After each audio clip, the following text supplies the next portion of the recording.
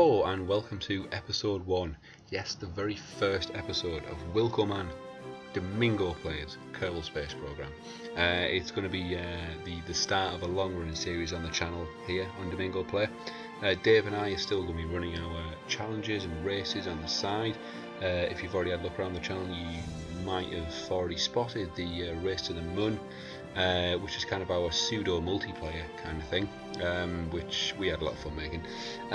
But at the moment, what we need to do is start off a vast interplanetary space empire. At the moment, I've probably been playing Kerbal Space Program now for about, actually according to Steam, it's 171 hours.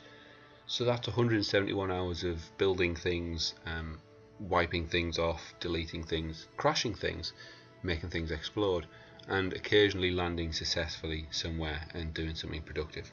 At the moment, my Wilkoman Domingo Play save file only contains my space station, Ascension Mark II, which is small and pathetic, quite frankly.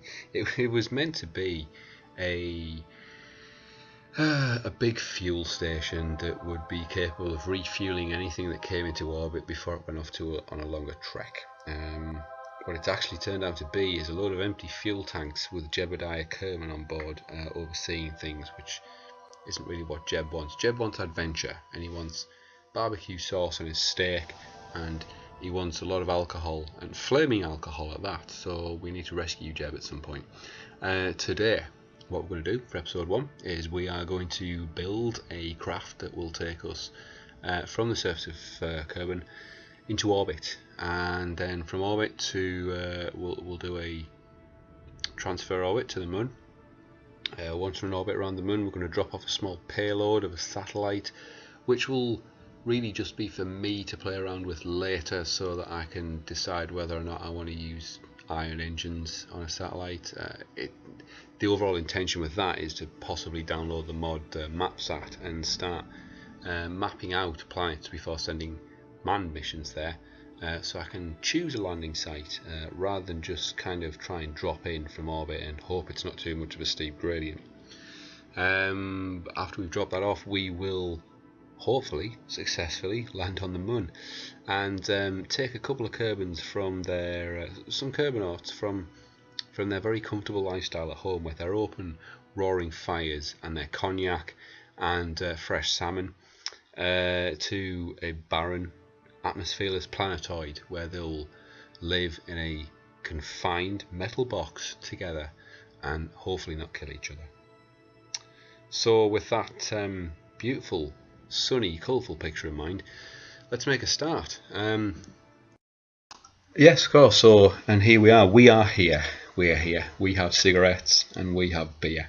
What I'm going for is a fairly simple design using stock parts, I think, for the most. I don't think I put any custom parts on. Either way, what I'm trying to get is a taller midsection to house the most of the craft. Essentially, that's just going to be a big fuel transfer and somewhere for people to sit. The 3 nacelles are going to house those engines, which are going to do much of our work. Probably the final part of the stage of burn to the transfer orbit, and also the landing stage. Now this, I was trying to fiddle around for quite some time with the legs to try and get it to raise the craft to a height that I was happy with, so I could put a rover that I was planning to build on the bottom. In the end, I decided just to leave them at a reasonable height and trust that I didn't land on a nipple, which would kind of squash the car, which we're going to build here. Now, the rover is it's going to be kept light, fairly simple. I try to make it well balanced, but we'll frankly see just how that goes. I always find building rovers quite calming in some way. Actually, all it needs is a seat or two, a little bit of power generation, some power storage. I'm not intending on taking it on epic journeys or anywhere. And of course, the all important docking port at the top to attach it to the craft here. As you can probably tell, I used a mod there. That mod is sub-assembly loader. I don't think sub-assembly is part of the game as yet. In fact, I know it isn't. It's possibly coming in the next update, I believe. We're on 0.21 at the moment, by the way. Here is the little satellite I was talking about just a few moments ago. I kind of deliberated a little bit on that as well, as to whether the most important thing was going to be power storage or power generation. In the end, I settled for a mixture of the two. I haven't really played about with iron engines very much, but I am aware that they use a lot of electrical power, although they do use a very small amount of their xenon fuel. In the end, I decided to put enough batteries on there to kind of centralise the big solar panels and make it look not too unbalanced, even if that isn't quite the case. And then just basically strap that baby down onto the top of the main craft. Almost forgot to put a command pod in there for it, but eventually we did manage it. A couple of sciencey bits on the bottom, not too important, just something to take along. After that, the main part was just strap a buckload of fireworks onto the bottom of the craft there, and tie it together with some guide rope so that it doesn't all come apart and start flailing around like a giant octopus as soon as we go for launch, which is right about now. Kabosh, and away we go. We have a little bit of a slightly uneven takeoff there. I'm not quite sure what went on. It was a tense moment, and I thought we were going to crash. I was almost tempted to restart and just launch again, but in the end, after a few seconds, it looked fairly serviceable. So we're just edging towards the other side there, just trying to bring the actual vector, flight vector, straight up, or as close as possible as I can do it there. Hello. Yeah, I'd skipped out a lot of stuff there that was really quite boring, because all we needed to do was get up in a straight line to about 10,000 metres before turning towards the right, for our gravity burn. This is standard fare for trying to get into orbit for the most part. Now the fuel's about to run out on some of those big rockets there, and we will jettison that when it does, because then the second stage will kick in. We have some smaller engines. Well, no, we have large engines, but fewer of them. This is going to take us the rest of the way into orbit, and hopefully, if I've got enough fuel left, perform the first part of our transfer orbit to the moon. Now, manoeuvre nodes. I love manoeuvre nodes. They just make things so much simpler. It takes a lot of the guesswork out of stuff, and I really like them. Some people don't use them. I do. I think they're great. I actually don't think I'd get by without them for certain things. Getting into orbit is pretty simple. I could do that without a manoeuvre node, but I like to use them anyway. As usual, you know, apologises wants to be around 70,000, 80,000 meters, something like that, before setting a manoeuvre node up to get into a stable orbit, which we'll just kind of carry out round about now. Come on, come along, buzz buzz. There we go. Right, I'm a little bit pedantic. I did want the periapsis and the apoapsis to be somewhere close to each other, although we're not overly concerned about circular orbit right now. I'm not intending on staying in orbit very long. We'll be looking for a transfer orbit to the moon as soon as possible. We're just coming up to that burn now, and there we are. Hopefully these engines should take us into orbit. Excuse me, I'll get some beer. Very nice. These engines and the remaining fuel that they have will get us into orbit. You can see the delta V there, required delta V coming down. I was wrong. They won't quite get us into orbit, so we'll jettison those and just use these Rockomax Poodle engines to take us the rest of the way. They don't have a huge amount of thrust, but it's enough to carry the craft that we have with its strapped on satellite and rover and that's about right because the view has automatically changed. Yeah, that's okay, just take that manoeuvre node off. Great, that looks good to me. So immediately after that, no point wasting time, set up the transfer orbit to the Moon. Usually I try and aim for about 45 degrees ahead of it. I don't know if that's the most efficient way to do things, but it certainly seems to work okay for me. This bit confuses me. The purple line after it hits the Moon encounter. I'm not quite sure what's going on with how it kind of steps out in different directions. I'm sure it's really simple, and possibly somebody could explain it to me as if I'm a child in the comments after the video. But I kind of just aim it a bit until it looks perhaps not too dog-legged. Yeah, that doesn't look great. That's almost like almost as if I'm going to ricochet off the surface of the Moon and just fly off into space. That looks rounded. Yeah, see, that looks a bit more like a swirl, a kind of almost a snail shell pattern. We'll go with that. I'm happy with that. Yeah, that's fine. So we're just going to wait now until our maneuver node comes around. We'll get the spaceship pointing in the correct direction as well, because that would make sense to do it now rather than to wait until 10 seconds before the burn and then frantically try and find it, as I often try to do.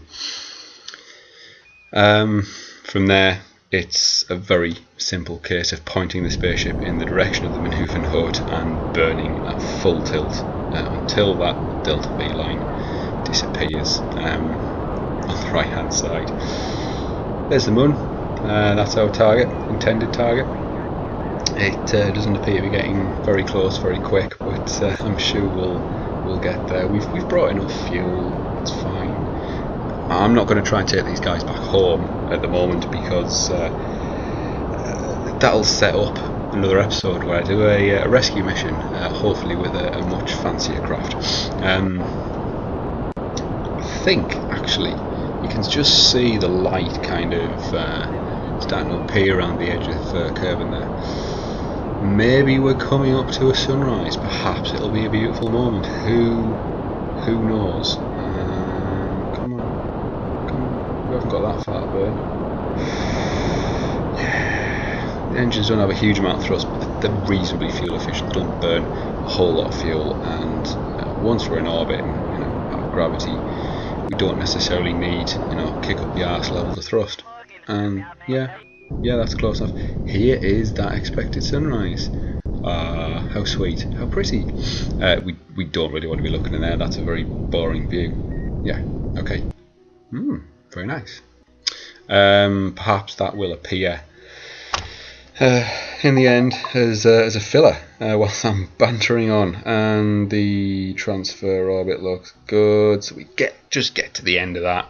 Now my computer for some reason gets to the end of transfer and then seems to take a few seconds thinking about whether it's going to let me survive or whether or not it wants me to die, which it more or less appears to be doing at the moment. And I kind of just have to hope that I've killed the throttle in time so I don't go flying off. There we are. Okay, so we've caught up. And what we'll be able to do here is do a retrograde burn at the periapsis, which we can see there, which will slow us down enough to get into a lunar orbit, as opposed to skipping off either back into Kerbal orbit or off into the solar system somewhere. Maybe one that are a little bit smaller, bit of a tighter orbit. We don't want to be. Might as well do it now, all in one go. It's all good, rather than fiddling about with it later. Or make it bigger, one of the two. Yeah, that's okay. No, what the fuck? Yeah, you don't want to do that, idiot. Bring it back. Yeah, okay. Stop playing around with it. That's probably okay.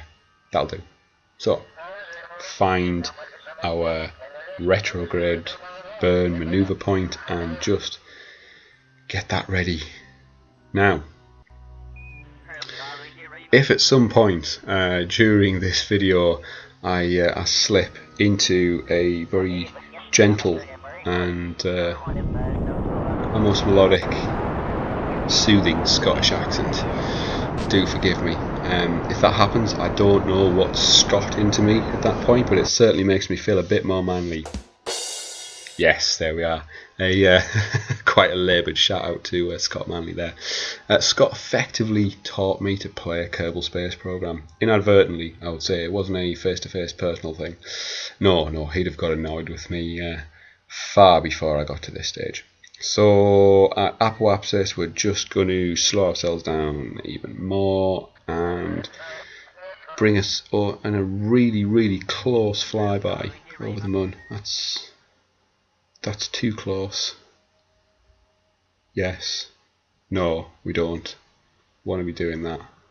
Yeah, look at that. The face of the moon there. That looks like almost looks like a sort of screaming face. The two little eyes in the mouth there. Not sure if anybody else picked up on that.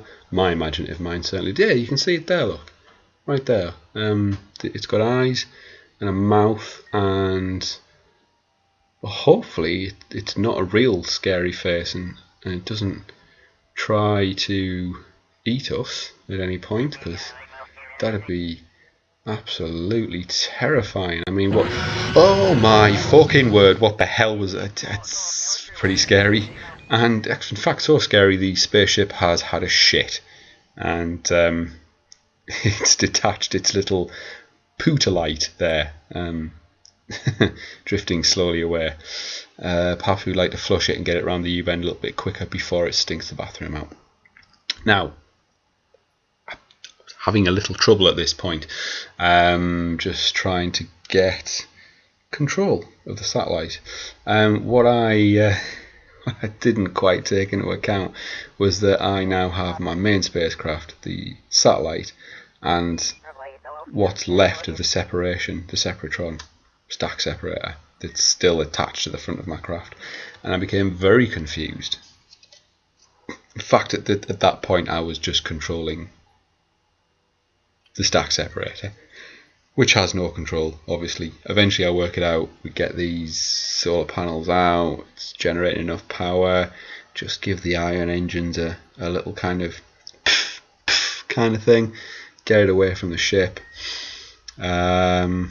Not a lot of well, actually very low amount of thrust with an ion engine. I think that's the point. Hugely fuel efficient though. We will come back and play with the satellite on another episode, or maybe I'll do it in the background and just let you know how it went. So here we are. We are just trying to kill our. There we are. This should bring us. Yes. Okay, so we've killed the length, I suppose, the ellipticide of the orbit on the other side of the moon. This should now bring us in a pretty low pass across the moon.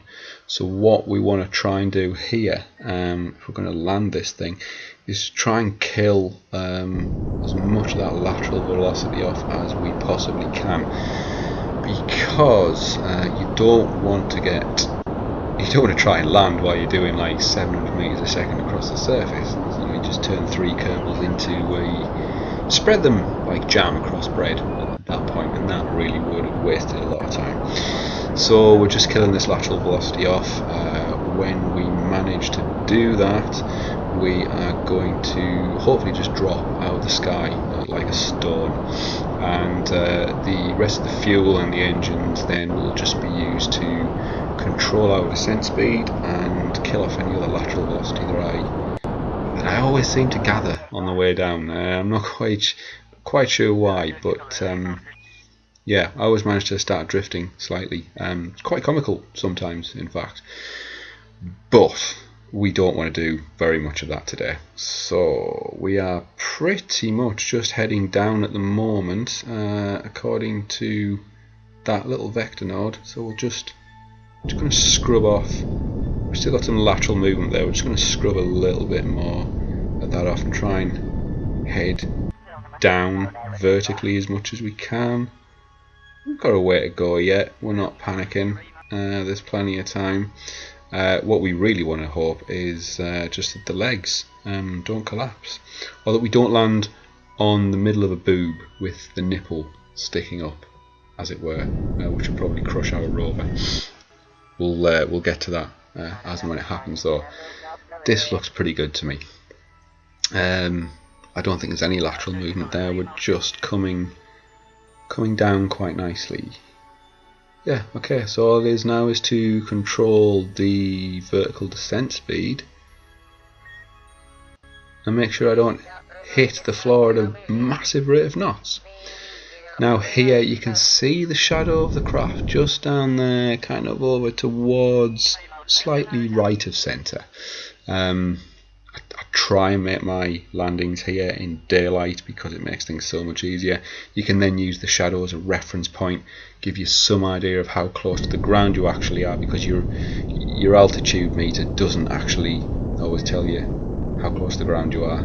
I think it just tells you how far away from sea level you are, which isn't particularly useful on the moon because there's no water there, certainly none that I've discovered anyway.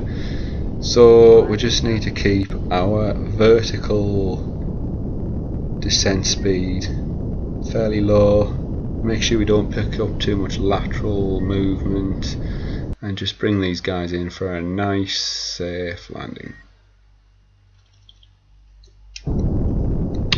Oh, here we go. Just kill off a little bit more. A little bit more. There we are. Floating down like a big metal feather. And we have landed. And we've landed somewhere reasonably flat, and the spaceship didn't topple over.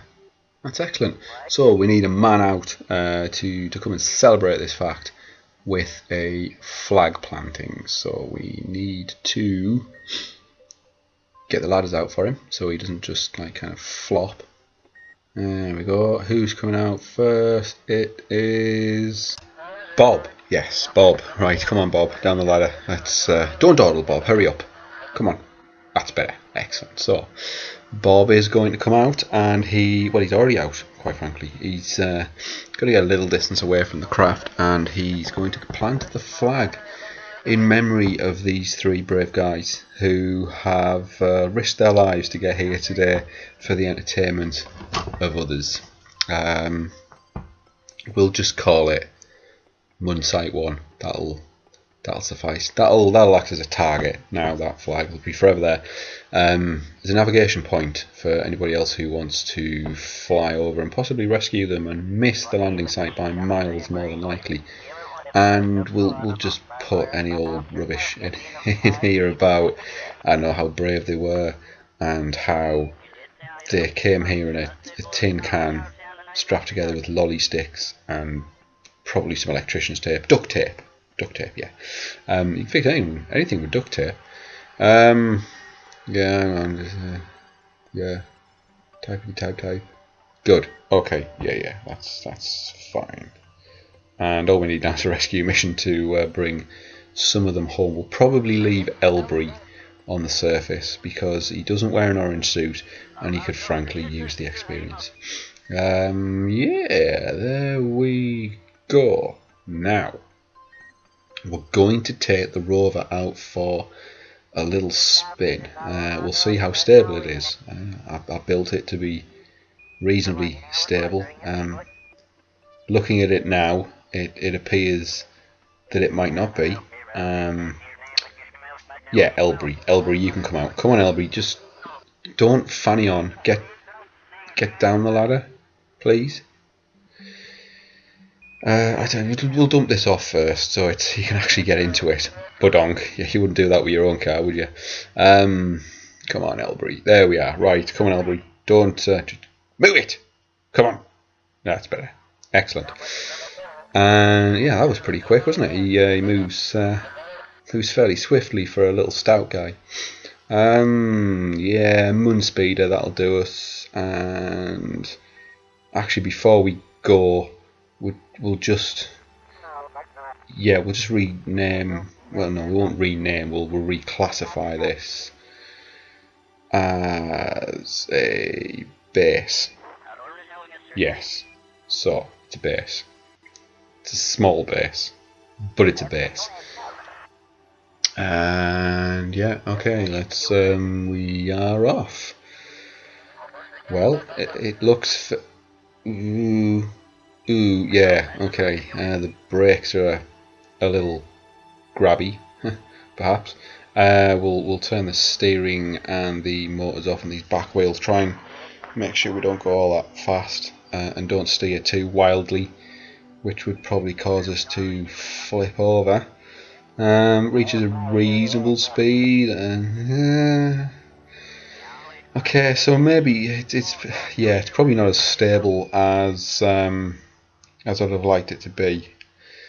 There are extra seats there, but I don't think the other guys really want to get on this powered shopping trolley and only to be killed in a very sort of a crash that would prove its instability, frankly. Have noticed his head sticking through the top of the roof. That was intentional. It's a factory fitted sunroof, and it allows him to interact with the light. Believe me, that's exactly where I intended to happen. So he's going to kind of just drive up here fairly gently, or not, as the case may be. We need to get him turned round and parked so we can have our publicity shot, and we'll just see if we can. Oh, sliding! No, you son of a! And then we land perfectly on the wheels. That's the standard Kerbal Space Program way to stop a moon rover, actually, because it's the fastest way to do it, believe it or not. Yeah, it is actually. So we just need to get a little bit closer to the base so we can park very gently next to it, and we'll just try and just dabble the brakes. That's not working.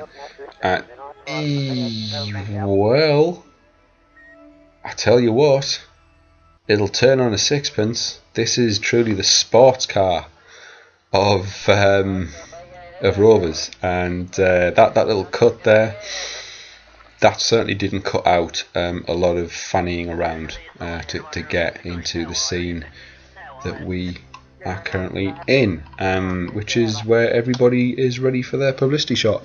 So yeah, this is one for the grandkids, guys, so everybody say cheese.